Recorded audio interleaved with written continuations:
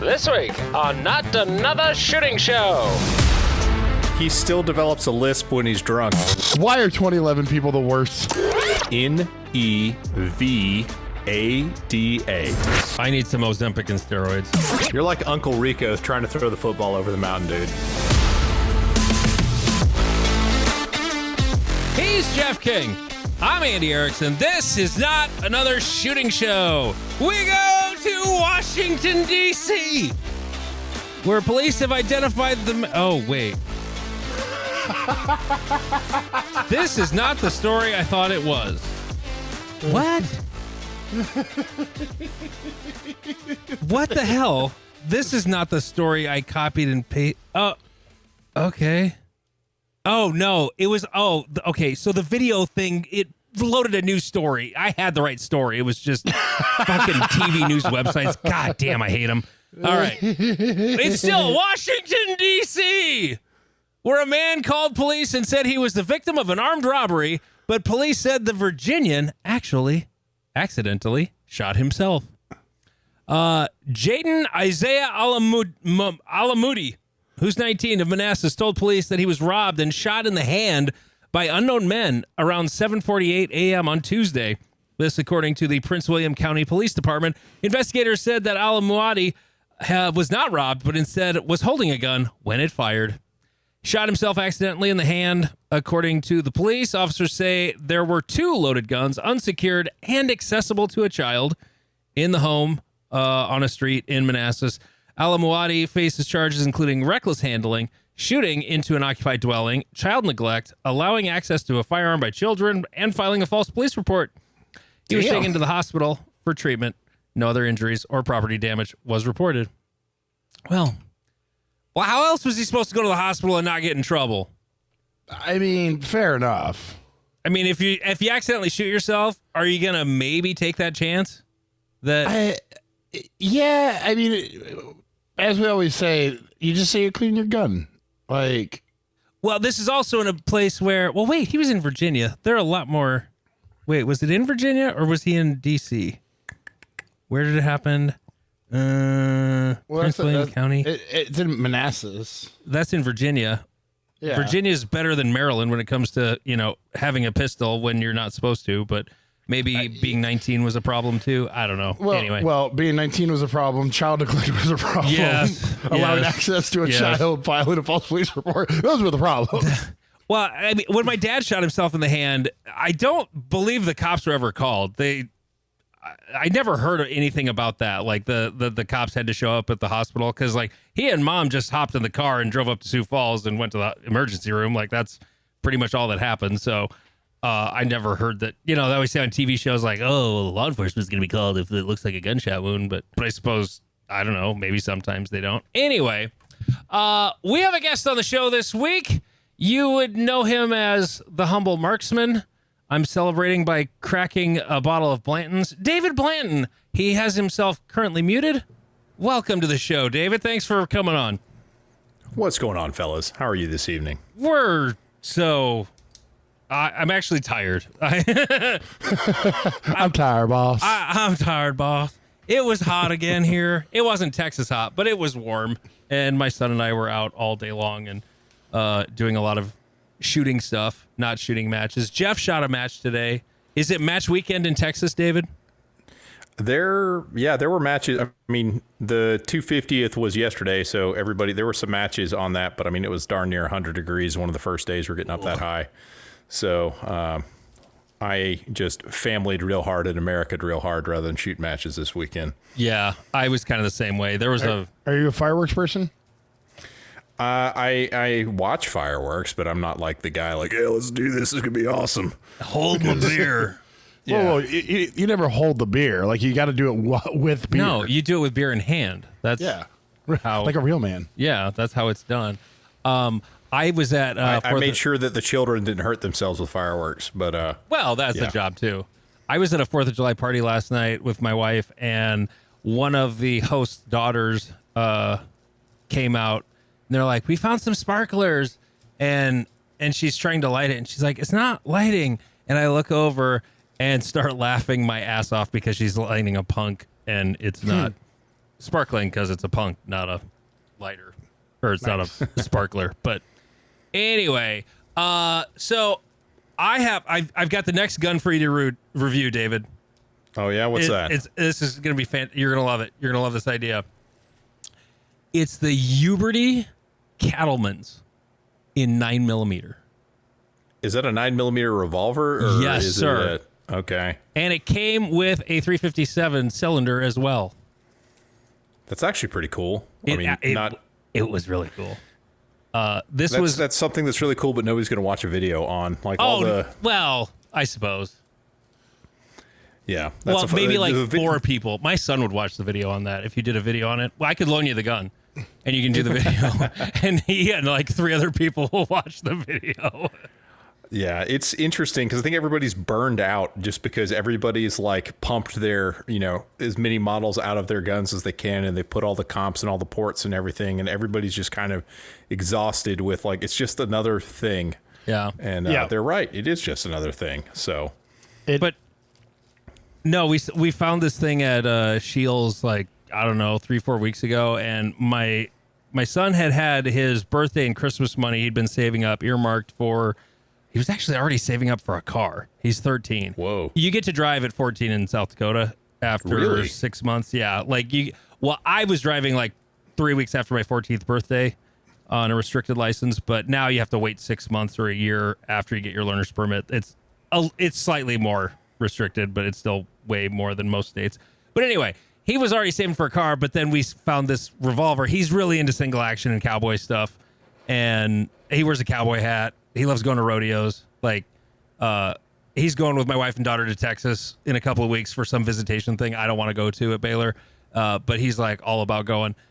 Like he loves him some cowboy stuff. So he got this revolver and we're out at the range today shooting it. 9mm out of a revolver. I was like, what's this going to be like? It's somewhere between 38 special and 357, closer to 38. Because it's a revolver. It's got the short, old school, old timey little grip on it. But what a freaking hoot to shoot that thing is. We were having a ball with it. So it's got a pencil barrel. It's not got the big heavy barrel on it, I'm imagining. Right. Yeah. It's not a crazy long one. It's like 5 or 5.5 inches, something like that. It's not a big giant barrel. That's a long barrel. I don't know what you're talking about. It's a pretty good size, man.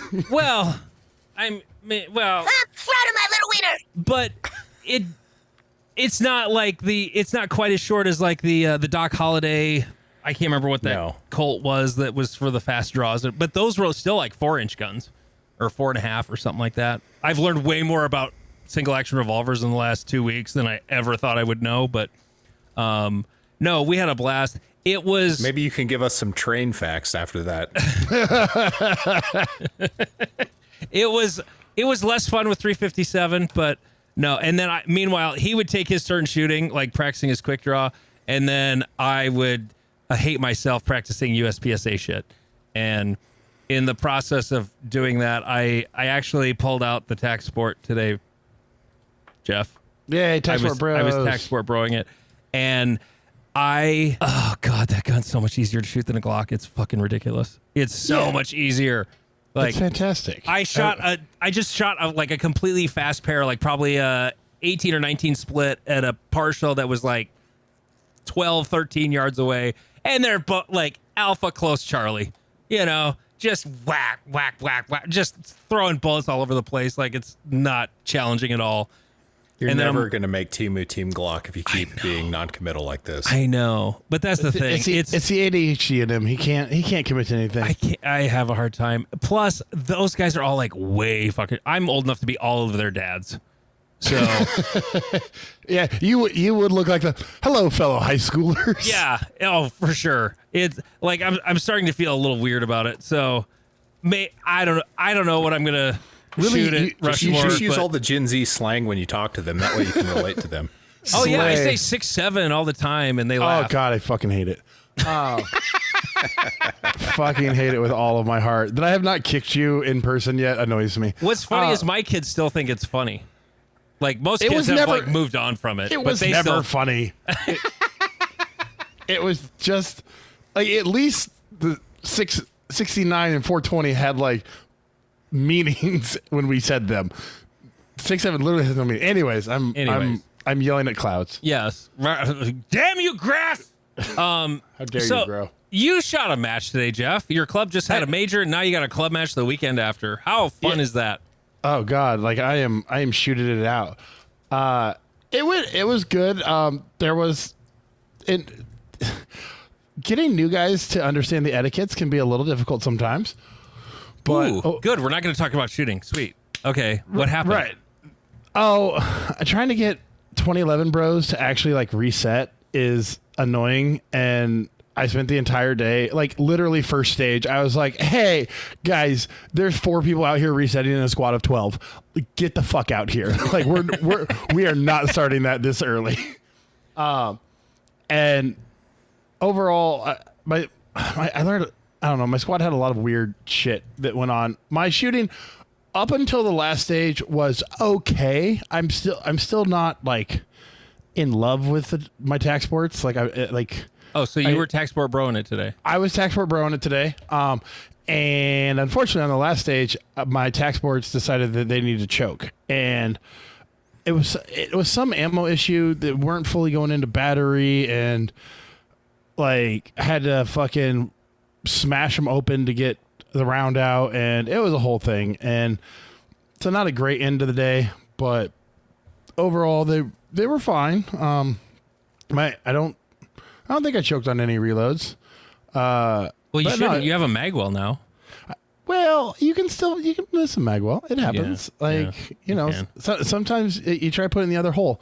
And then your pinky gets stuck too, and it's really terrible. Yeah, I mean, 2 in one, pinky in the other. But the worst part of the day. What kind of tac sport are you shooting? Tac sport 2. So there's 2 of them, so it's all good. And I was referring to Heidi getting her pinky stuck in the magwell at Cornhusker last weekend. And yes, and there was a bunch of inside jokiness going on there. Sorry. Anyway, so the big news of the day, which is really fucking annoying. It's really annoying. He is my friend, but I also still do not bask in his success. Jeff, can I address this to Jeff? You can, because you made fucking GM, you cunt. Yes. So you would have made it last week. He still develops a lisp when he's drunk, so that's the one thing you got on him. Yeah. you haven't seen me that drunk. No, Jeff just says motherfucker a lot. Steven actually can't say words. I think he does that already, and it's just he does it more when he's drinking. This is true. This is fair. So congrats, Steven, and fuck you on making GM. You would have made it a week earlier if you hadn't been a pussy. And hidden LO and won the match you were shooting, which I think should almost count for more somehow. Like put a handicap on there, like, ooh, there's a 5% handicap of being the match director. Yeah, but you did say though that although he was like, I was texting with him a little bit leading up to the match, he was pretty stressed out, but he had way more support than I did for Great Plains. Not that I didn't have support, but he had way more. He's an expert delegator. He's better at delegating than I am. Yeah. As the master of ceremonies, the master of ceremonies should never pound a single steak. He is there to make sure that people go pound steaks for him. Mm-hmm. I pound steaks. Anyway, the humble marksman David Blanton is our guest this week. A whole bunch with him coming up. But first, patreon.com/notanothershootingshow. It's only $3.57 a month, and you will get all of the second episode every single week.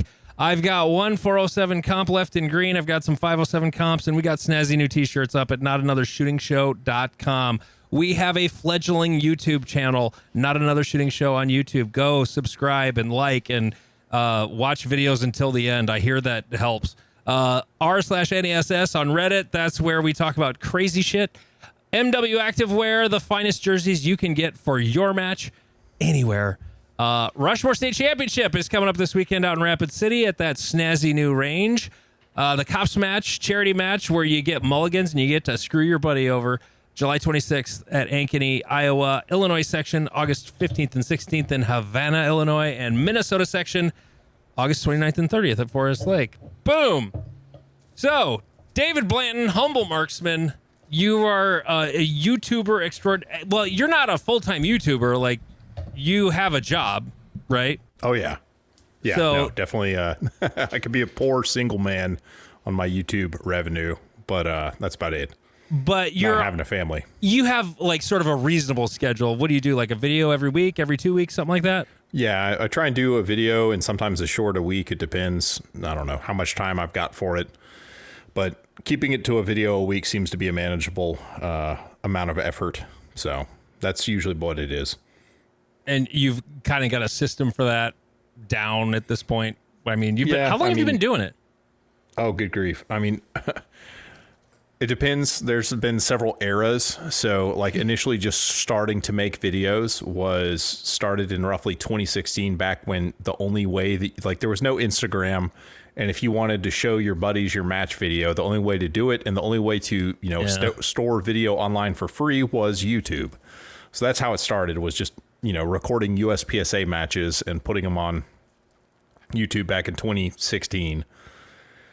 And then back in those days, there were like not very many channels. And then folks were releasing these air quotes competition guns, and they were wrong about everything. This is back when red dots were being pushed by the manufacturers, but like none of the sports were allowing them. And like the Canik SFX came out, and it had like a slide racker, and all the YouTubers like, it's great for competition. And I was like, it's not great for competition. You get smoked if you put that on a gun in competition.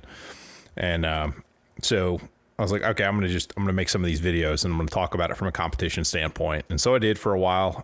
And then, as I had a modest amount of success or whatever, I was like, maybe I'll just do some gun review stuff, and kind of pivoted onto that. And because that's where my heart ultimately was, is when I was a broke, new dad, kind of getting into shooting.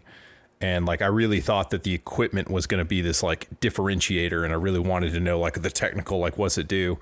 And nobody was really doing that like I liked back in the day. So that's kind of why I do now. But like, here's the spoiler: the equipment doesn't really matter all that much. To an extent it does, but really not that much. So it's kind of, at this point, it all kind of tastes the same. But at the same time, it's learning how to communicate via video and tell stories a little bit. I mean, there's not a tremendous amount of storytelling in what I do, but there's some. It's been a very useful skill professionally. It's like, it's helped my day job a lot. In what way? I mean, the content creation process, like you have to, like, I was not a very empathetic dude. So two things kind of happened at the same time. I had a kid, and I started trying to get better at YouTube stuff. So in order to make compelling content, you have to think about who's watching that content. What do they want to see? What is, what are the questions that they have? Like, think about, okay, that's one guy who might want to do it. What's another guy who wants to do it? So you start to kind of think about that kind of stuff. And, my day job was kind of doing some technical writing, because like I'm in the pre-construction group of a general contractor. So we would write, these clarification documents that are legal documents. So that was very much how I spoke and talked and stuff like that. But the problem is, like, that's not who's watching video. Like, you got to talk to the middleman. You can't really just like use a bunch of technical speak and stuff like that. You're going to leave a lot of the audience behind.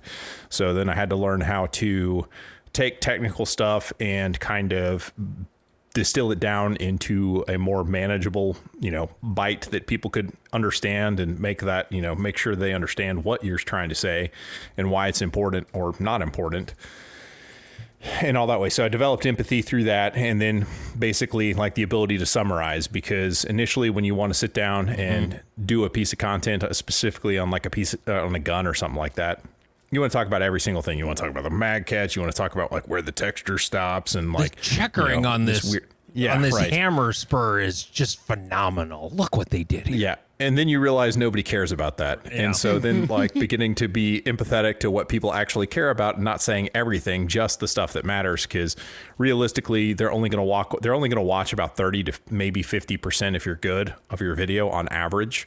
So like, what are if that's all you get, how can you get, those 5 to 7 minutes or whatever it's going to be, make the message connect and make it land and make it be, entertaining and informative or whatever. So learning how to do that, and but I mean, the other side of it is like when you watch yourself talk on camera a lot, you become aware of how you communicate. Oh, dude, you're taking me right back to college right now. Holy shit. Like the first time you talked on camera, were you like, "Oh my god, I'm moving a lot"? I don't sound like that. There's no way I sound like that. Like, sure. It's to the point now where I hear my voice recorded and I can tell how much of it's the room and how much of it's the mic and how much of it's me.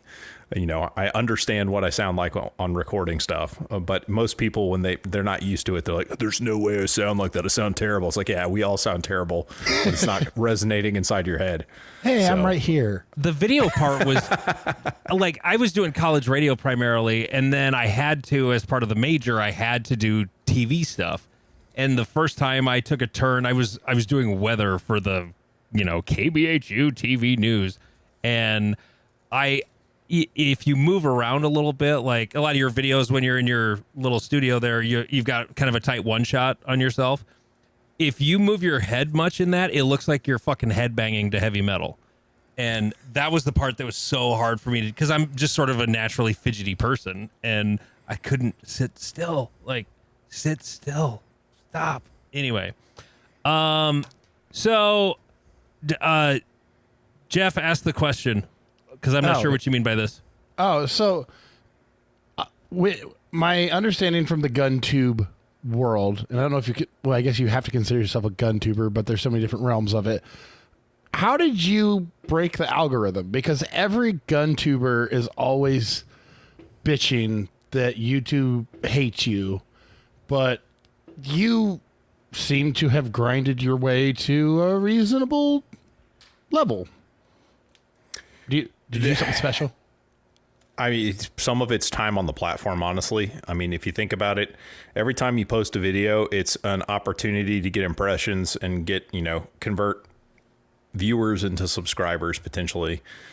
And so, I mean, if you take a look at like what Ben Steger does now, where he's basically a gun drama channel. So it's like super high engagement, super low effort, but he tries to kind of live in the drama realm because that's the stuff that people like. They want to be entertained. They don't want to be informed necessarily. But he also posts like when he's doing it, he's posting like 3 times a day. So, doesn't matter what time of day when you're opening your app, there's a good chance there's going to be a Ben Steger video in your feed. Yep. And that's one way to do it, is just put a lot of them out there. Like, quantity over quality is for sure a very viable strategy. The other side of it, sorry, go ahead. I was going to say the other side of it is that like they absolutely are putting their thumb on the scales. They're not entirely wrong, but like a lot of people who scream the loudest about it aren't really making the most compelling content, let's say. Yep.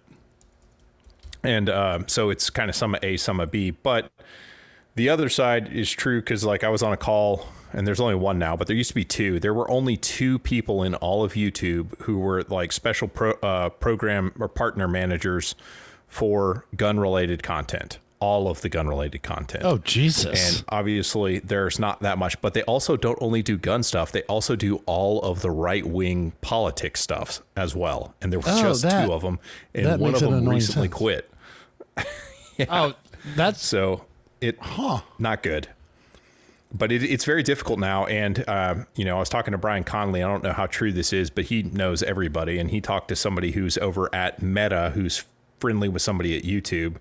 And this coincides with a video I saw a while back from US Airsoft, who YouTube outsources their content moderation to a company called Tegus that's based in Canada.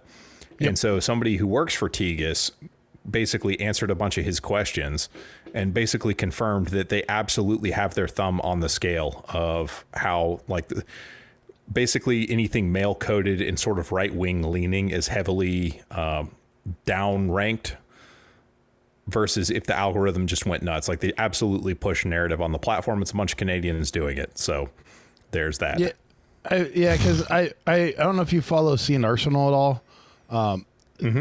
They're super nerdy, but if you're a Patreon, they do a podcast where they kind of talk about their stuff, and they've had conversations where they realize they're basically talking to someone in India who, when you don't come from a culture that is around guns like America, it's hard to differentiate between, like you said, like the far right gun tuber who is like I need a blah, and here's this gun from 1914. Let me tell you about its history and how it existed, and that is it.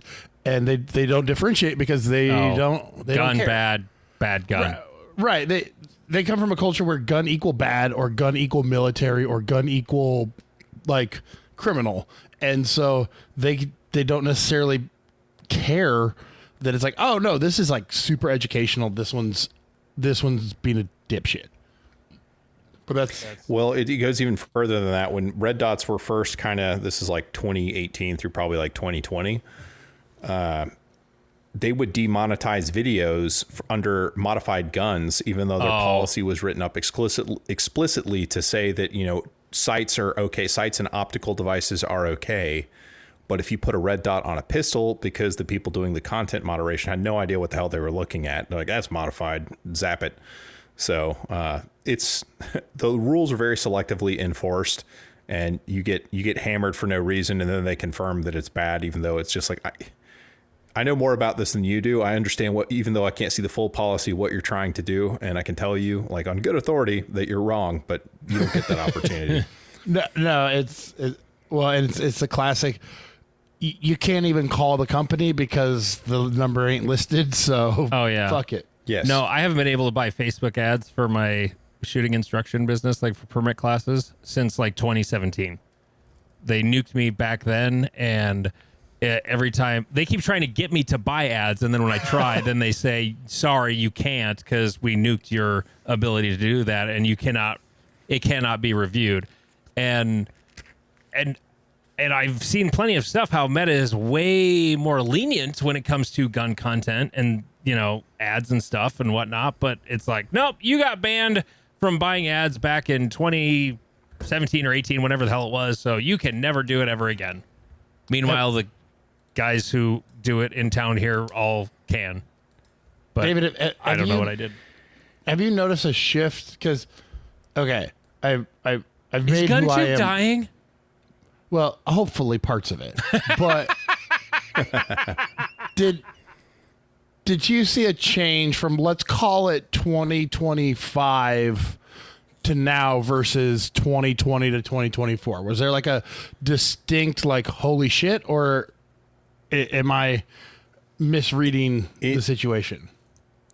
So I mean, there have been two in recent memory. There were two like very obvious. They're playing with things. About 18 months out from the last presidential election, they started turning the volume down on, like, you can kind of see it, like the number of impressions that you get and all this kind of stuff. Like, you're not necessarily changing what you do. They're just not recommending it as much as they used to, which affects all your other numbers as well. Like your views go down, so your subscribers go down, all that stuff. And beginning 2024, you had to work much harder to kind of stay in the same spot as far as like upward trajectory on growth and stuff like that. And then here recently, I would say probably in April, maybe mid-March, they have done it again, where they're just turning the volume way down in the space. And Brian Connolly also confirmed that through his conversation with Meta, is they basically at this point have pulled up the ladder behind. Like, you basically get what you got at this point, but nobody's going to be able to be the next Garand Thumb on the YouTube platform, is what Brian has said to me. And I mean, from my own experience and seeing what my numbers have been, my numbers have basically fallen off a cliff from mid-March. And, you know, videos that you get a pretty good feeling for how a video is going to perform. Like, some videos are like, nothing's overperforming. You're doing well if you get what you think you'll get out of them. But I mean, a lot of videos are underperforming. Like, the content should have done okay, but didn't. Right. So, I mean, like today, the Prime Radian went up for me, and it's underperforming what I would have expected it to do for the new Canic gun that everyone was supposedly excited about. Right. Well, I watched it today, so you got one view there. I appreciate that, bud. Yeah. Okay, so other side of question, because I like to find out about this shit. So, reading Reddit, someone asked about the gun industry right now, and someone was like, "Oh, the gun industry is like way down as an industry." Correct. Mm-hmm. Does that correlation does that matter for those numbers, do you think? Or because I know I've heard someone make the argument that even if you discount the numbers, people are still interested in individual guns, and it doesn't cost anything to watch a video, and so people are still looking, like, they're still window shopping. Indirectly, I think so, because like you can't advertise guns on YouTube, obviously, but you can advertise holsters and you can advertise, non-firearm parts or ammo stuff on there. We've all seen the Vanish holster ads and all that garbage. Oh God, I forgot about those. If nobody's putting up that kind of money to do ad buys on these kinds of videos, the machine's not going to go out of its way to recommend it to a bunch of people. So like there's a metric called like revenue per mil means 1,000, or RPM. And then there's CPM, which is cost per mil, how much they're actually paying to do that. So if you have a lot of people who want to sell credit cards and very few people who want to make videos about credit cards, the CPM and RPM will be very, very high. So like the finance channels will do like $20 to $40 per 1,000 views in just ad revenue. Whereas guns are not that lucrative. Like it depends on your size, like the quality of your views, who your audience is and all that kind of crap. Like mine are typically ranging between, $5 to $6 per 1,000 is how much, I make for my ad share or whatever. Yep. But, during crazy times, it'll get as high as 8 to 10, although that's pretty rare. And I'll pull up this studio and see what it's at right now. Look at analytics. While you're looking that up, I'm going to, when you mentioned how you're like, I got a pretty good idea of what will work. When I was still working at the radio station, back before YouTube had there was a time where anybody can be monetized. Well, then they finally instituted you have to meet certain minimums before you can get monetized. Well, the radio company I was working for, they were grouping everybody together into one massive YouTube ad revenue network. Well, so they were forcing us to do all these videos. To this day, the two most popular videos on my old radio station's YouTube channel, one was me shooting prairie dogs out by Fort Pierce, South Dakota. And that's got 64,000 views. The other one is of my old morning co-host. The video title is Tasha Tries Removing Plastic from Earring Backs. And now, compared to your YouTube channel, David, it's not a lot. But for we were struggling to get 400 views. And she does this one, and all of a sudden, most of those 38,000 were in the first 2 months.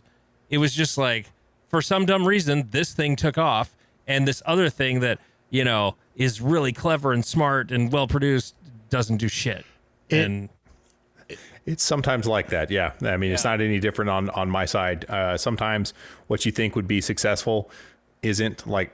I shot a USPSA match with the Desert Eagle and 50 cal a while back, and I thought that would go viral and do well.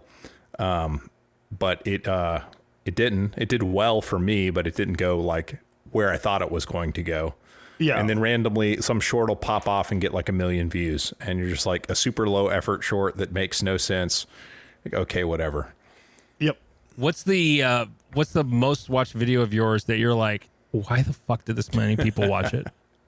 Oh no, I know why. It's one time I did do some kind of engagement hacking, not engagement hacking, but it was a very, very topical thing. Is back when Donald Trump got shot in the ear in 24, I went to the Asian supermarket and bought some pig ears and shot them with a couple different things because the level of discourse online was just absolutely stupid. Because all three of us shoot enough rounds to understand what's going to happen when a high velocity projectile goes through something that's very, very thin. It's just going to be a hole puncher. Yeah, that's it. He's not going to go deaf because of some shock wave or anything like that. It's just going to poke a hole, and that's all it's going to do. And so the amount of Blue Anon and Cope that is in the comments of that video is insane. Even still, I get really dumb comments on that. It's got millions of views, or not millions, but north of 1 million views, probably, I don't know, 1.2, 1.3 million views on it for far and away the most successful long form I ever had. But yeah, short of that, let's see. I don't see which one is. I'm on your popular videos. I mean, you have how to use iron sights efficiently, which got that was a clip from when I had Tim Herron on. That for whatever reason, that one it was super low effort, and it was just Tim talking about using iron sights. Did you people ever were trying to argue with him in the comments? Do you ever? This is going to be a weird poll. Did either of you ever see Jenna Marbles on YouTube? No. I would see her mentioned, but I never watched her content. She was one of the biggest YouTubers for a while. She quit her channel like 6 years ago. I don't know. I don't remember what the drama was. There was some reason she quit, but she just randomly did this. I believe she was working for Barstool Sports, and then she started doing. She just randomly, or maybe that was after she got her YouTube following, but she just did this video called "How to Trick People into Thinking You're Good Looking," and so she starts with no makeup on, and she does this thing, and the thing's got like 72 million views, and it just like fucking exploded. And then she had this channel for a lot of years, but all it was her with her laptop camera, like filming videos. There was never any tech in it at all. Like the most simple, basic bitch video you could imagine, and she had a huge channel. I'm nowhere near David in any way, shape, or form, but I used to post all my match footage to shorts.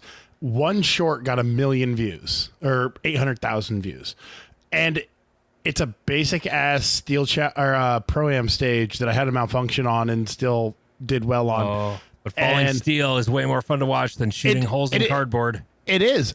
I've also reposted because shorts, I mean, at least from when I was doing it, you could repost a short over and over again. And sometimes it hit, and sometimes it wouldn't. And I've reposted that one several times and it does not hit again.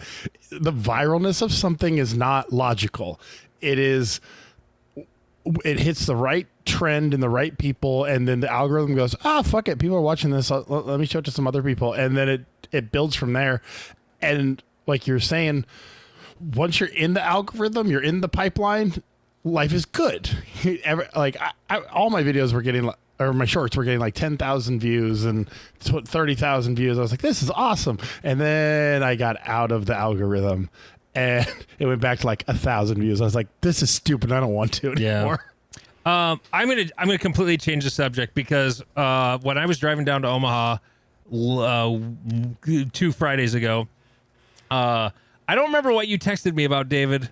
As I was driving down there, something about, I don't remember what it was. And then we ended up concealed carry. It was probably on we were talking about red dots on guns or not, and engagement distances for what you set up a carry gun for. Well, and then it led to this big long discussion because I think you must have heard me say something about I don't like little dots on little pistols. I like dots on pistols for sure, but as a carry gun, I'm just not a big fan of fucking with a dot on a little dot on a little gun. Is just, the return on investment is much lower than, say a full-size optic on, say, a Glock 19. I just don't. And then it turned into this discussion that was really back and forth, and I realized, wow, David and I live very different lives. Yep. So it started out like, I was talking about the shield and little dot, and I didn't care for it. Now say what you were saying. So, I mean, effectively from your side, the position was that like, you're not trying to, fight your way out of something or whatever, because, you need it in case you make a bad decision and, 10 yards and in, basically. My counter argument was Texas is really big and there's a lot of people here, and sometimes there are active shooters. There have been, there's a mall in Allen, Texas, just 2-3 years ago. There was an active shooter situation. And, the distance, like, are you going to shoot somebody at 50 yards? Probably not. But if you're out in public and something like that happens, because the concentration of people that were around, because I mean, there's like 8 million people in the DFW metro. So like the catastrophically bad thing that you're playing against is more likely to happen with that concentration of people than, where you are at up in South Dakota. So, for me, being able to hit at 50 yards is not something that's like a top priority. But, if I'm going to go through the hassle of strapping on a holster and leaving the house with a gun in my belt, I want the capability, regardless of how small the gun is. Like, iron sights on a short sight radius gun, like the Bodyguard or something like that, if they're a little bit off with that short sight radius, you're a lot off at 50 yards. And you can hit with them if you take your time and steady up the sights and all that kind of stuff. But even those stupid little small dots you're complaining about make hitting at 50 yards significantly easier, like way easier. So we're just solving for different problems with what we tuck in our waistbands when we leave the house, it sounds like. Yeah. I mean, what did you say the metro of DFW was? 8 million? About 8 million. Yeah. It's just shy of 8 million, I believe. That's bigger than the two of our states combined. The Sioux Falls metro is 308,000. So yeah. My town that I live in is about 280,000 people. It's a suburb of Dallas. Right. Dallas. If I remember my numbers correctly, Dallas, the city, is bigger than North Dakota, South Dakota, Nebraska, and probably depending on where you count Kansas City, Kansas combined. Hey, we're closing in on 1 million. We'll get there sooner or later. We got 900 and some thousand. You'll get there one day. Someday we'll crack the seven digits. Well, but my response to this question is, if you're an adult-sized male, carry an adult-sized gun. But for me, I had to deal with a very low port today. What is it like being short USPSA shooters? Like, is it wonderful? It's got to be so easy. It's got to be so easy, man. Like there's never a high port in a match, Jeff. There's only low ports. I keep saying that I'm going to make a stage. Now, it can't be when two of my really good friends are there, because I would feel really bad. Everyone else go fuck yourself. But I'm going to, because we have just like windows that go from bottom to top of the wall, and I'm just going to cover it with no shoots and then put like a little step stool that you can carry with you to stand on to shoot through the like 6-inch like slit at the top of the port. I told you, Jeff. I'll do that at Great Plains next year. I'll make the Jeff stage. Well, we could also, from the sound of it, we could make like the adult size squad. So me, Dave, get Adam Grimm. What other tall people? Oh, there's quite a few. I mean, the 6'4" plus crowd. I mean, there's quite a few. Brady with Nighthawk. Okay. The dude who shoots for Nighthawk, the tall ginger guy. Yep. He's pretty tall. Trying to think of. Well, there's not that many. Mike from my club, he's really tall. He's still. Has he made an A class yet? I don't know. Do we need a bare minimum? Because he's like 6'5" or 6", something like that. Yeah, I think I'd cut it at 6'4", just because it's one of the annoying things as a properly sized person when someone who's like 6'2" walks up to me and is like, dude, another tall person. I'm like, where? And they're like, bro, what the fuck? I go, dude, you are literally 7 inches shorter than me. Like, that would be the equivalent of a dude who's like, what, 5'8", walking up to you and being like, dude, another tall guy. I'm 9 inches shorter than you, and in most circles, I'm considered tall, which is really weird when I'm around you. I have to tell, there's a very funny story. The one and only time I met David was at Race Gun Nationals last year, and I walk into this pizza joint in Utah, and there's Robert Wyatt, and I recognize him, and Kevin Isaac, I recognize him, and then there's this other really big guy. I'm like, who the fuck is that guy? Okay, who's that? And it didn't dawn on me until I heard him speak. I'm like, oh shit, that's fucking Blanton. I did not realize that you were like this large man. I had no idea, because all your YouTube videos, there's no one else around. Camera's at chin height, dude. Right. Always. So you could have been 5'8", you could have been 7'4". I had no idea.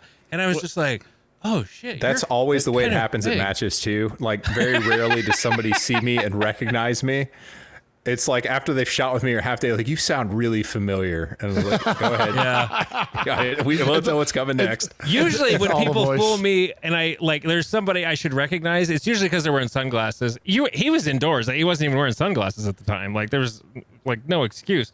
But I'm a very auditory person. So as soon as you said words, I'm like, oh, I know who that fucking guy is. Okay. I know that fucking guy. Well, yeah. And you shoot with a lot of Koreans. Or like, I don't know that there are a mix of them. They're all different kinds of Asians. Okay, well, but yes, there's a lot of Asian dudes in Dallas. I say that because I follow probably a half dozen or dozen people from that area. Y'all always be eating Korean barbecue. They're big fans of it. Korean barbecue depends really who you good. go to meals with after the match. But That's yeah, fair. they do a lot of that. Because what is it with the Texas Asian population is like USPSA is our sport. Like because the honest truth is in Nebraska, in South Dakota, you get exactly what you think you're going to get at a shooting match. I went to Dragons Cup in 23. Hey, we have a black guy who comes to matches regularly now, Jeff. Oh, hell yeah. You guys are the picture of diversity. Look at that. Are you going to take the group picture and put them on both sides of it? Tyler, he's subscribed to our Patreon even. Like, he's in the club now, man. Let's go. Yeah. But going to Dragons Cup, I was not prepared for the amount of Asians that were going to be. I was like, oh, Jesus. And they all shoot open really fucking fast. There's a lot of that. There's a new range outside of Dallas that's owned by an Asian dude, and he is like an anchor baby for other Asian dudes, because now we get Asian dudes from California flying in to like come help him at his range. And it's great because we get another range out of it, but like there's sometimes you get on a squad and nobody's speaking English. You're like, okay, this is going to be the most fun day that I'm going to have. But what's interesting is that like some of these dudes are super creatively lazy. Like there was one dude who he had this like off-road mobility scooter, and he'd sit on it and smoke cigarettes and then like drive it up to targets and paste the targets. And it was like the most Asian thing ever. It was awesome. I have so much respect for this man right now. Like that. I love it. I love every moment. The other thing that I got from those guys is I have this fan jacket. It's got 2 fans in the back of it. It's like a windbreaker. Ooh. One of those stupid inflatable costumes. Yeah. It's got a battery pack pouch in the back and 2 fans. And when it's super hot and super humid, you turn that sucker on and you're like on a different planet. You're so much cooler than everybody else. You look ridiculous because you look like the Michelin tire man, but at the same time, you're 10 degrees cooler than everybody else is at the core, and that's what matters. Somebody sent me one of those from Amazon. It wasn't for a costume. It was just a jacket with... It wasn't even a jacket. It was more of a zip-up or button-up shirt with fans in it.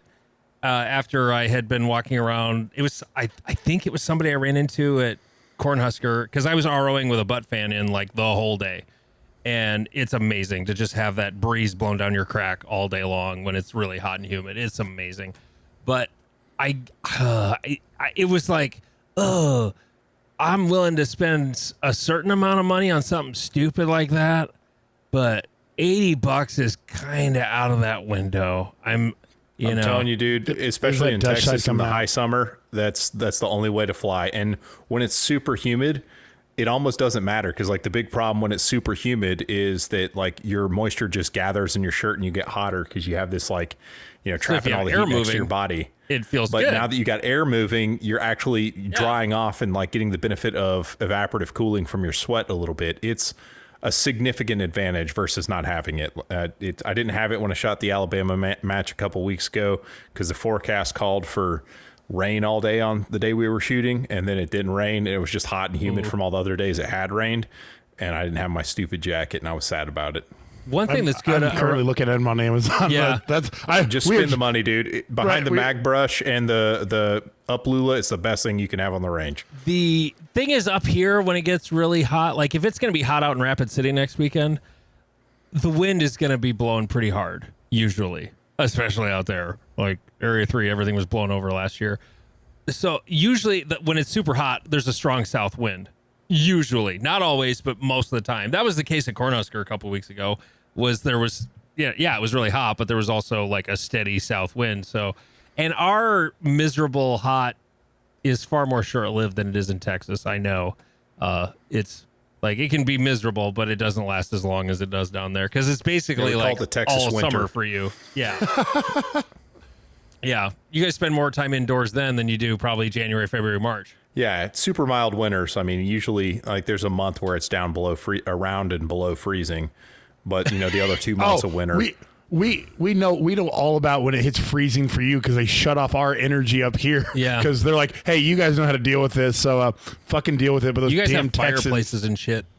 Yeah, and they're like, those Texans, they can't deal with it. You're not on our grid. Why would we take your energy? We got our own grid. No, you guys pull from our grid when yours is about to collapse. No, we don't pull from your grid. The energy we sell you, we don't sell to you anymore. That's what happens. All I know is that I was told that Texas was freezing, and you did have like 134 people die from cold exposure. That time though, it was crazy cold. Like it was South Dakota cold when that happened. It got down to 0 degrees in North Texas. We're not designed for that. No. Yeah, No. but they were like, "Hey, y'all up north are designed for that. We're going to like limit your shit." Literally, the built environment, like the Texas buildings, are built for 23 degrees for 48 hours. Like literally, that's what they're designed to. Jesus. And we had 0 degrees for 5 days. Yeah. Like it was a problem. It was bad. Well, speaking of Texas, Dave brought a game. So, do you have it ready? Is it Oh, I'm ready, buddy. right there in front of you? All right. So, Dave Blanton, the Humble Marksman, presents Pronounce That Texas Town for me and Jeff. This is going to be great because a lot of these are words that you may be familiar with, and I'm not from Texas originally, and I had to learn how to say these words as well. But nothing is as it seems when you're driving in Texas. So we're going to do a warm up, and we'll just go back and forth rather than you both. Or we'll do steals as well. Let me get a pen so I can score. Okay. This. So are you going to spell the word for us? Is that how this is I'm going going to to work? spell the word. Okay. I'm going to offer. So since you're the host, Andy, you'll go first. Okay. And if you miss it, then Jeff gets a chance to go in for the steal. Yes. Okay. And we'll go that way. And then I have the final boss or tiebreaker, depending on what we want to do. Let me get this. Okay. That pin's not going to work. Come on now. Am I allowed to use Google Translate while we do this? No, you're not. Okay. I had to use that when I Paint sold my pen's gonna wife's work. old car last week. This young couple showed up to buy my wife's old car. There you go. And they kind of spoke English, but not really. But it worked really good. Google I've never had to Translate is use that amazing. much. All right, here we go. So, Andy, we're going to start with you. Okay. Your town is spelled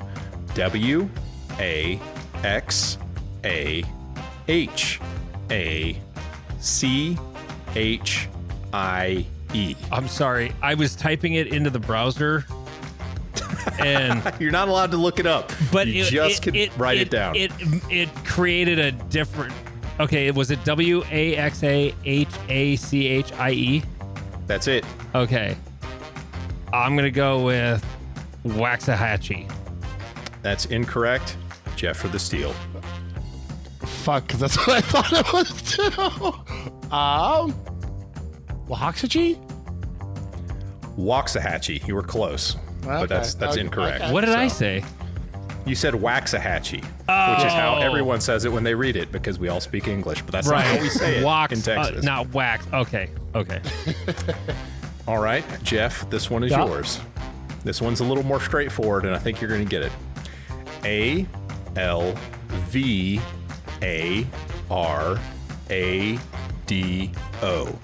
ALVARADO. Alvarado? Incorrect. Andy, the Alvarado. steal. Alvarado. Oh, Both incorrect. Damn it. Back to Andy. This game This is one's a lot hard. shorter. We're over. 0 for 2. And these are the easy ones. BUDA. Dallas. Okay, so clearly this is not what it looks like. So I'm going to just say the stupidest thing that comes to mind. And I'm going to say bidet. It is not bidet. Okay. Jeff for the steal. Voida? Buda. Buda. Oh, with like where's a the YU. BUDA. Buda. I heard. But pronounced like it's BYUDA. Yeah, correct. Okay. This one is going to make you guys really angry because it's ridiculous. Jeff, we're starting with you. Oh, good. Get ready. Just let the rage flow. How many points do we have so far? Zero. Okay. This is a Zero. tie game.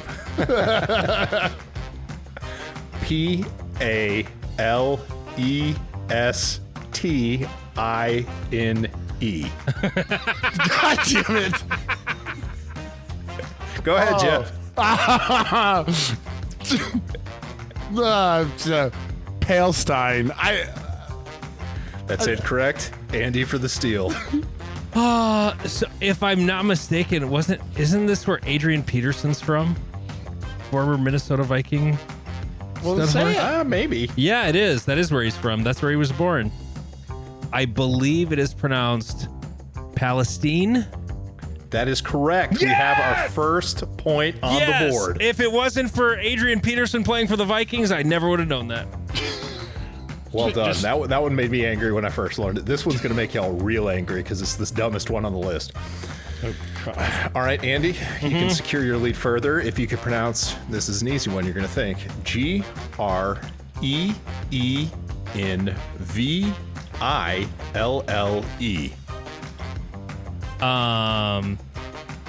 I've spent just enough time in the South. I think I can pronounce this. Greenville. That's incorrect. What? Jeff. You can fight back to the tie, bud. Greenville, eh? This one is stupid. I admit it, and I still think they're wrong for doing this, but they call it Grunville. What? Grun? Where? Yeah, they say Grun. Yep. How is 2 E's and O? I didn't make People the rules, dude. look I at just you get funny corrected when I because mispronounce these. You articulate words out of your mouth. They must look at you weird down there. There is Texas was settled by like a bunch of different immigrants from like a bunch of different countries, so And none of them there's this weird enunciated like anything. hodgepodge. Yeah. God. Okay. This one is a fun one, and I think Jeff, it's your turn. SACHSE. Ooh. Sachet? That's what I thought it was too, but no. What? Andy. Saxy? Saxy is correct. Yes! We are up 2-0. Fuck me. This one will also make you I angry. can finally beat Jeff at something. Yeah. I hate this game with all of my heart. I do too, but I'm winning, so I don't care. Well, I'll tell you what, this is taking longer than you guys probably want to spend on it. I got a whole No, list, but I'm we'll do having this one and this is a hoot. we'll go until you want to stop. Okay, this one's a good one. Nevada. That's for Andy. Okay, so I didn't have my pen in my hand at the moment. What was spell it again? Nevada. Oh. So like that state where Las Vegas is, Spelled the same, yes. spelled the same. I'm gonna go with Nevada. That is correct. Oh God! Well, my daughter's moving to Texas soon, so it's basically osmosis. They how don't I'm do the A's learning well. this. If you play games with the A's, you usually get pretty close. Jeff, this one's got historical significance. Yeah. So you might get this one right. BOWIE.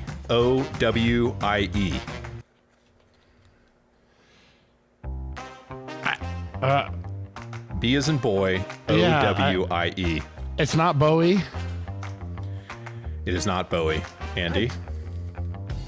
Was that a question, Jeff, or was that your? It was my attempt. It was your answer. I'm gonna go with Bowie, like Jim Bowie. It is, in fact, Bowie. Oh fuck! That's what. Or 4-0. You I are am getting just destroyed. crushing Jeff. This is Jeff's embarrassing soul. for you. Okay, I'm but you're going going to miss down the this river one later. probably, Andy. So Okay. BURNET.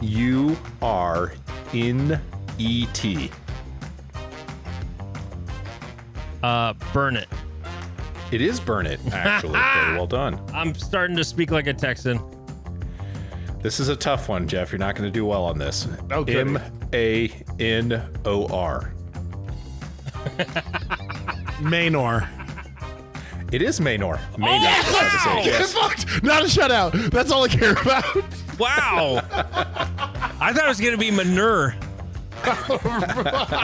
That's a pretty good guess. just because that would make sense. Like, I don't know what I'm talking about here. I'm just like, okay, if this was kind of stupid and made no sense, how would you say this? Yeah. That's about right. That's the right way to think about it. Yeah. Okay. So back to Andy. All right. MANCHACA.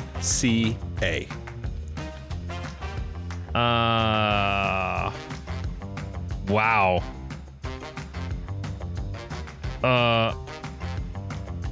Mancheka. That's incorrect. Oh, Jeff, what do you got? There's so many A's, and you said that they're all wrong. Manichaka? Manchac.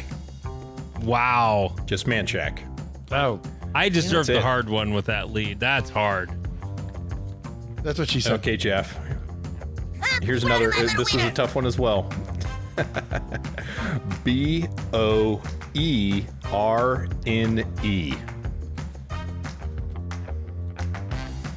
Borne? Nope, I'm afraid I can't take that, Andy. It's up to you. Burn. Close. It's Bernie. Oh, the E was not silent. Damn. Which one? The second E. This is another fun one because you really have to kind of just squint and be like, how did we get there? Bexar. That's to Andy. Oh, Behar. Okay, that's incorrect. Jeff for the steal.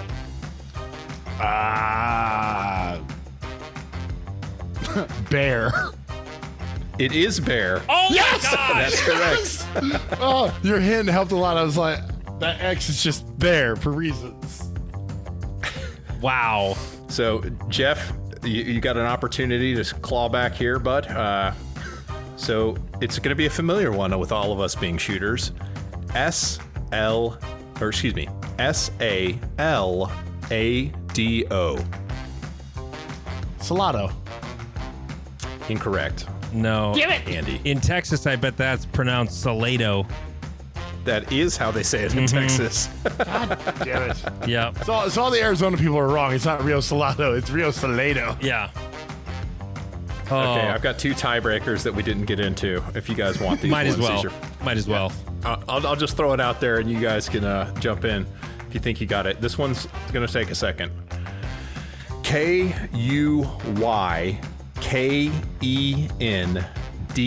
Kuykendahl. Whoa. Kukendall. Incorrect. Can you attempt it? No, I don't know. Kukendall is how I was pronounced. Kuykendall. Kirkendall. Oh, sure, with no That's R right. in the word. There's That not makes an a lot of I or sense. an R in Yeah. there, but that's how they say it. That was your Kirkendall. tiebreaker? Damn. You're That was the sadistic. yeah, that's a tough one. Well, the other one's even more ridiculous. goody. Q-U-I-T-A-Q-U-E. How can you have two Q's? What the? It's probably like. Q. But- Q. Q. Quidaqua. Jeff, you got Kitty Quay. Right. Oh, God. The Kit Quay or Kitty Quay, both are. They say it both ways, and they Damn. argue about it. So. Jesus. We're going to have to. Do So this the with winner minute- of the Say Yes. That Texas Town game is Andy with 1, 2, 3, 4, 5, 6 to 2. Oh, Oof. just crushed his soul. I have a couple for you, David. Okay. Or Minnesota Okay. towns? This is a South Dakota one. Okay. Pierre. Man, it's spelled Pierre, but because you're asking it, it's probably not Pierre. It's probably like Peary or something like that. Close. Pierre. Pierre. Okay. I was close. I actually said it earlier. I planned on doing this, and then I was like, oh, shit, I said it. When I mentioned shooting prairie dogs out by Fort Pierre. Same thing. Here's another one. This is Nebraska flavored. Norfolk.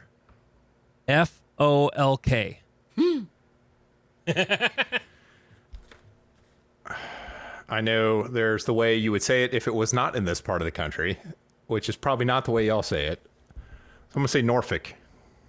Norfolk. Norfolk. Okay, because the second R is invisible. That makes sense. Actually, that's not the lore of it. The story of it is much better. So it was supposed to be North Fork because there was a river that went by and it was like North Fork is what I'm remembering from when I looked it up one time like 12 years ago. And so all the people from there, They just were like, no, fuck you. We're calling it Norfolk because that's what it's supposed to be. And you dumb shits wrote it down wrong when you registered the name of the city. So Norfolk it is. That's very Nebraskan. Yeah, very, very, very, very Nebraskan. That was a hell of a game, David. Thank you. I hate it. I love it because I won. I crushed Jeff at something because I can't fight him and win, and I can't shoot and beat him, except for that one time. But One time at band camp. what is the most interesting gun, David, that is not a 2011? I think the Tanfolios are slept on. I really think that those frames are superior to CZ frames. The grip tang is a little bit too thin on CZs, and they kind of nailed it from almost recreating kind of like the 1911 sort of feel. And people with small hands can reach all the controls and the triggers, and people with large hands still have enough space on the frame to get good grips on them. So, I mean, my video next week's going to be about the Limited Master Extreme, and that gun's awesome. And I can't wait to compare it to the CZ Tactical Sport 3 whenever that thing drops. Ooh. Do you have a line on one, or? No, I do not. So if anybody knows how to get a hold of one, I would love to know. This point for the price point that they're asking for that thing, as a CZ fanboy, I am sticking with my tax sport. What are they asking for it? I've heard that Close it's to going to be $4,000 is what the speculation is. Jesus. Yeah, I heard it was north of 3,500. So yeah, like 3,750. Did Eric Graffel at least like sweat on it or something to? I mean, he better have like licked the slide and played with the trigger for that much money. Rubbed it in his butt sweat or something. I don't know. Something to rub the magic off. Whatever. Okay. Yeah, I feel like they've missed the mark on that one. But, Right, because we'll see. But the whole thing about like my argument with 2011 people is that the CZ line is at their level or above for at least half the money, if not like a third, a quarter, a tenth of the money, depending on what Infinity you're buying. What? You're talking to the wrong guy with that statement. Well, no, I'm talking the right guy, David. Why are 2011 people the worst? They're pretty bad. CZ guys, I will counter, are also terrible. However, we are trash, but at least we don't spend a mortgage on guns that we don't shoot. So, like, I would say that this is this is based off just observing a lot of stuff. So, there's 2011 dudes who are insufferable because they have a lot of money, but they don't have a lot of time, so they just buy guns and like think that the gun's gonna, make their deficiencies go away. This has gotten especially bad in the era of ports and compensators because now everything's ported and comped on 2011s, and rather than learning how to tame the harsh recoil of a 9mm cartridge, so wild. You just better living through more ports and holes in your gun. So there's those guys on the 2011 side, and then the belief, like the Infinity guys, are the worst. Like, no gun's a real gun unless it's an Infinity, and it's like, well, okay. But the CZ guys are equally terrible because they feel like they know the secret that nobody else knows, despite the fact that CZ is a very well-established brand that's been around for, 50 years at this point. It did have this very weird like. Because the old joke on Reddit used to be that the CZ guys were the hipsters. Yeah. You guys didn't know about how da-da-da. They were wearing flat caps and khakis. And now CZ is a mainstream gun company that competes in pretty much every gun category. Except government contracts. No. Well, at least in this country. In other countries, they do. Right. The Ukrainians are killing lots of Russians with Bren 3s right now. But I don't know. I don't know why I do it. I still am subscribed to the 2011 forum. And so, like, one dude, this is actually, like, super cool. He has a gun safe that it's like a rotisserie rack, but it's his 2011s. And so I'm like, this is cool shit. I'm familiar with this guy and his terrible bullshit tattoos on his hands. Yes. But I respect the pomp and circumstance of it at least, but watching dudes be like, oh man, look at these pristine like $80,000-$90,000 worth of guns on a table, and I'm like, God damn it, fuck off.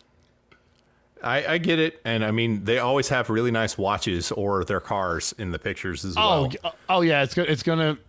They're they're not the OG, but they're the worst of the crotch shots of like, okay, here's my Infinity that I carry apparently, in my BMW or above, and also here's Depends which BMW, whether you can be seen in public in it or not.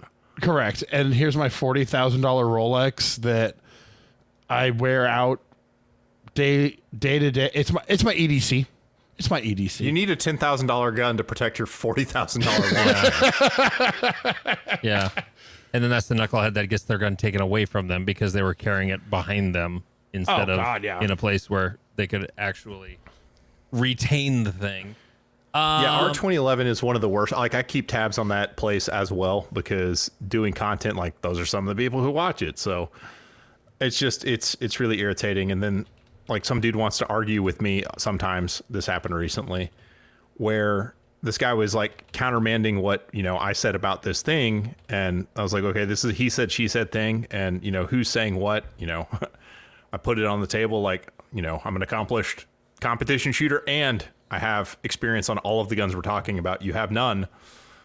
What are you even doing? And he's like, you can't just say that. I was like, I have the guns. I've shot them a lot. Like, here's the YouTube videos. Yeah. It's funny, the people who want to argue online, and every once in a while I'll even get sucked into it. But like, there's a guy at my club. Jeff, you know him, Kian. Yeah. He loves to argue with morons on the internet. You do it when you're young. And yeah, he's a younger guy. He's in his 20s. But at the same time though, I kind of want to keep encouraging him to do it. Yes. Because it is entertaining to just watch. Like, I don't want to participate, but it's fun to watch. I was the argumentative person. I know, shocking. No one would have believed that. And as I'm approaching middle age, I'm just like, oh, yeah, this isn't worth it, and I'm not having fun. I'm moving on. No. I don't fucking care. But when I see other people do it, I'm like, hell yeah, brother. Fist bump. Keep that shit up. Because it's really fucking entertaining. It is. It gives us all something to look at. Yeah, I can remember those days. We're the old men sending people over the top in the trenches. Like, yeah, go forward, get into that stupid argument. It's totally worth your time. Another YouTube bro who is also a USPSA guy is Reno May, and he argues on Reddit as well. And I enjoy watching Reno mix it up with the Redditors. It's comedy gold when he does. Watching Firepower United argue with people. Oh God. He is the greatest troll in the history of YouTube. He is hilarious to shoot with. He's another Dallas Asian dude. But yeah, Calvin is hysterical. Because his shit is so over the top that you're so like, obvious, no one would believe that his AR-15 reload is him grabbing another AR-15 and like loading the same mag. And there's still someone who's like, oh, why would you do that? It's an empty mag. You're like, God damn it, you missed the joke. Like, the joke was right there and you ran right under it. Something about him being Asian, he gets accused of being an airsofter more than anybody on the internet. I'm convinced of it. But I mean, Calvin's a legit shooter. I've shot with Calvin a bunch. He's a funny dude and he's a really good shooter. So the only problem I have with Calvin is that he is a production shooter, and I don't want to give our buddy Austin any more hope that production's coming back. Has he shot I haven't seen a video of him with a iron sighted gun in a long time. Doesn't he shoot Tanfos with dots? Who? Calvin? Yeah. No, Calvin's always his Tanfos don't have dots. Oh. He shot carry optics a little bit for a minute, but then he went back to production shooting his Tanfos, and he recently switched from Tanfos to a Shadow 2.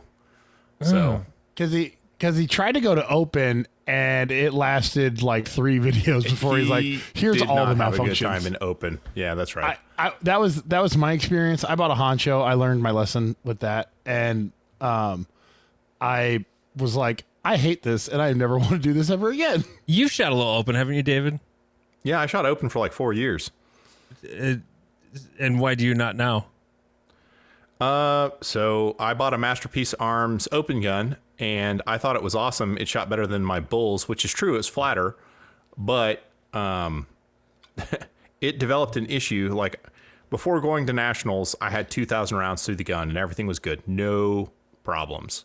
And it was like Area 4 was one weekend and then nationals was like the very next weekend.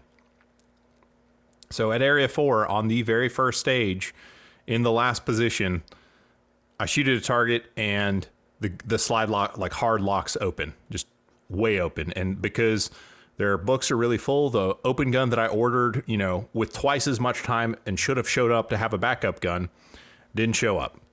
So I had, you know, in that morning, I was like, it's been running fine. I'm not going to need it, but I'm going to bring my Bull Armory gun just in case. Sure enough, I needed it because the gun was basically screwed. And then, you know, I got on the phone with the guys at MPA. They sent me out a new guide rod. They're like, yes, the guide rod. Got me a new guide rod, shot 1,000 rounds on the thing in a week to make sure it was going to work. And it worked until we got to nationals. And then on the fourth stage, again, hard locked open with that issue. And, you know, right in front of the MPA booth, ironically enough. So Andrew Hyder jumps out and helps me fix my gun, gives me another guide rod. And then, you know, I go after we finish shooting for the day, go to the function fire bay, shoot like 150 rounds. Life is good. Gun's working. Everything's great. Third morning, first stage. The gun doesn't hard lock open, but it slows down enough to where it's basically useless. Like the slide can't overcome or the spring pressure can't overcome the issue the guide rod has now created. And what was happening, and I don't know exactly how this happened, is, you know, on like a 2011 or 1911, you know, full length guide rod, it's a weird, like it's like a circle with two little ears on it. And then inside that is a smaller concentric circle. Yeah. That smaller concentric circle is supposed to mate up with the frame inside the rails, but it comes out of contact with that and kind of moves around, and it was peening. So it was either made out of the wrong material or the fit wasn't just right or whatever. I don't know. But it would develop fins on the inner circle of that field. So like if you're an open shooter, check that inner circle of your guide rod, especially if it's an MPA gun, because lots of people's MPA guns have been doing this. And when you get fins on it, when the guide rod unseats and recoil, it'll seat on one of those fins. The guide rod will angle up, make contact with the compensator, and lock up the slide. And after that happened, like I just had no desire to troubleshoot guns anymore. I was like, that's it. Like, that sounds terrible. I'd gone, like I'd basically blown, you know, just in match fees, you know, I'd be like $750 because Area 4 is expensive and Nationals was about $500. And plus all the travel to get to Nationals and all that kind of stuff. So it was just, you know, in a year I had done some decent training and was hoping for a good result. To just have your, you know, your equipment taken away from you entirely, it was just mega disappointing. So I was like, hey, you know what, LO, it's good enough. Although I'm a better open shooter than I am an LO shooter. So those major power factors, your friend. Yeah, it makes more sense to me. But yeah, I'm just not fast. Like you got to be really fast to shoot minor, and I'm just not that fast. You got to be really fast to shoot major as well. But you can, with major, you can do a little bit more to, you know, shoot from further away and do those kinds of things. I'm a pretty good technical shooter. I'm just not super fast, and so you get exposed for that in LO as I've been battling through here for the past 18 months or so. I got really exposed to Race Gun Nationals. Holy shit! Like, I was dragging a plow behind me, just not even trying to go that fast was my problem, you know? Yeah. Just like, because if all the matches were just like, I'm standing there, fuck, I'm going to do really well. But unfortunately, we have to move around in this sport a lot. So, and sometimes you're the I'm match just, director. You don't have to. Well, congratulations, Steven. Jeff. Can I address this to Jeff? Anyway. No, you can't. So Dude, what's the most fun match you've ever shot? Like, it could be dumb fun, great squad, whatever. What was the most fun match you've ever shot? The most fun was the belt match we just had at my home range here. The belt PCSL Defensive Championship. It was supposed to be like a national championship. Yep. That match was absurdly fun. It was so good. It was curated, like the stage mix was set up really well. The stages were like the right length. Like they had the stage lengths tuned to where even the guys shooting the lower cap division didn't have to reload if they were, you know, judicious on their shooting. and it was super fun. There was the right blend of shooting tests with novelty and all that kind of stuff. It was far and away the best match of the year, best match in years. And prior to that, I'd say it was probably Dragon's Cup 2.0 was the Dragon's Cup that I shot, and that was awesome. But yeah, everything else is just kind of samey. The worst match, big match I shot recently was the IDPA Nationals last year. It was just not a very well made match. Oh, that's too bad. Did you shoot under the lights of a Miata? You know what? We did not have to. I have done that before, though. It's actually a Miata as well. Was it Luke? No, it was at area. It was the Area 6 championship in, I think it was like 2017, maybe 16. It was at South River Gun Club, and it was the time of year where it got dark early. And on the last stage, half our squad had the RO had a Miata and turned the lights on. Let's go. So, yeah, that was R.I.P. Mr. Miata. Luke's car went to Jesus. He hit a deer. Wait, hold on. Which Luke are you talking about? Luke Elwood. Okay, yeah, he's everywhere. Yeah. Yeah, everywhere. He's been up in our neck of the woods twice in the last month. Yep.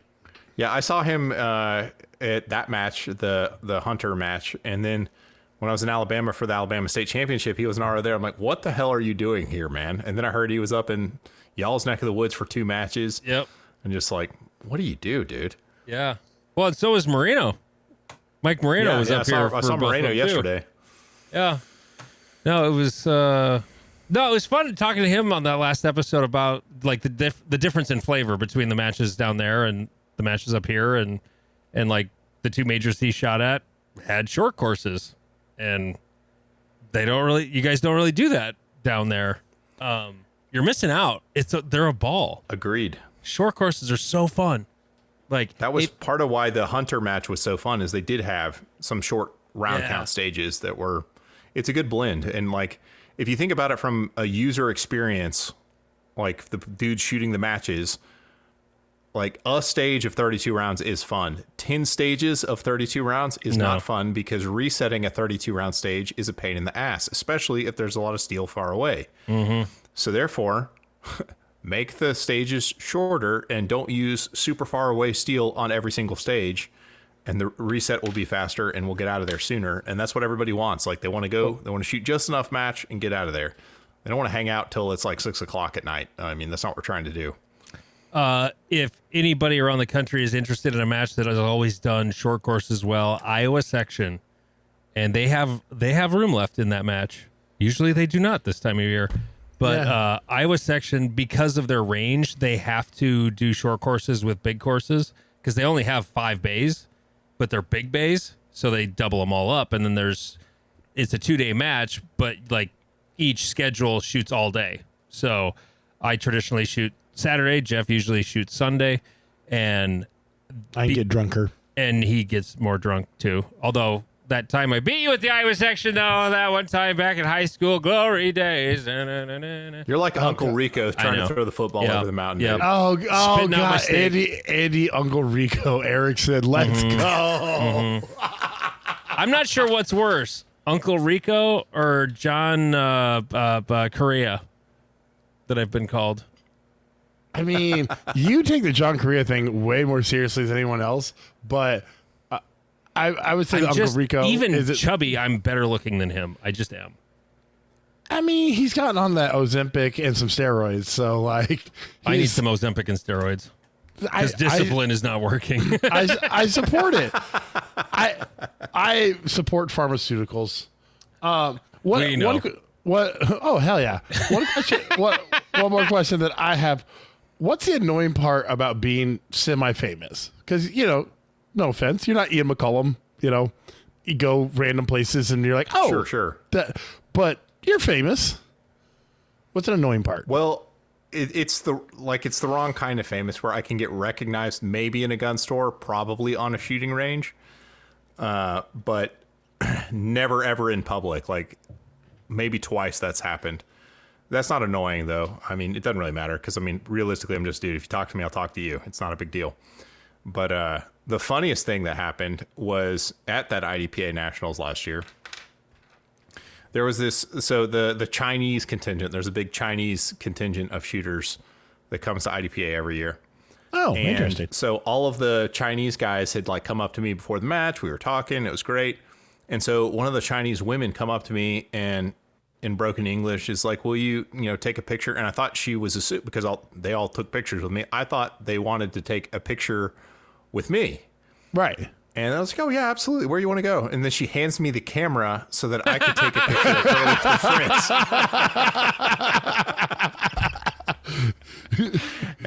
And I had a good laugh at that, and so did the guys. So it was a good time. But That's they were funny. nice people. Yeah, it was a good time. It was a good time. There's, I don't know, man. It's weird. It's like the level that I'm at in YouTube is like being in a band that plays at bars, like in your city and the cities around the city that you live in. Yep. And so people like who go to bars know who you are, but people who don't go to bars will never know, and that's fine. So that's good enough. I like that. That's a good the joke with my old morning show co-host was that we were Sioux Falls famous.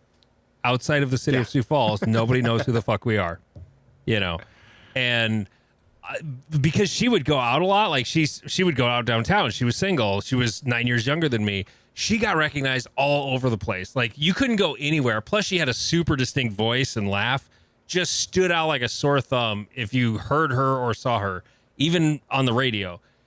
And meanwhile, I could kind of go wherever I wanted because outside of my voice going through a inline mic processor, I sound like everybody else. I didn't really have a voice that stood out. So it very rarely, once in a while, I would get recognized. But I'd be somewhere with Tosh downtown and everybody like, oh my God, are you Tosh? Where's Andy? And I'm standing right next to her.